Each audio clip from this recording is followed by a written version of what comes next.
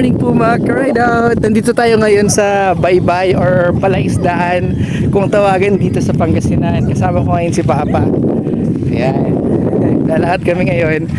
Ito yung kumbaga silent sanctuary namin nung kabataan namin. Mga 15 years ago yata. Yun, mga bata pa kami dito. Napadaming magagandang memories dito. May mga palaisdaan, taniman ng palay. Ayan. Tapos ayan, kumbaga bihira na lang din ngayon yung ganitong lugar na kung saan payapa tsaka nakaka-relax. Alam mo yung pag pumunta ka dito, wala kang maririnig kundi yung, ayan, naririnig nyo rin, di ba? Yung hangin, yung tubig, ibon, malayong malayo sa realidad ng kalsada ng EDSA, ng Makati, ng Cubao at sa Lupalop Mount.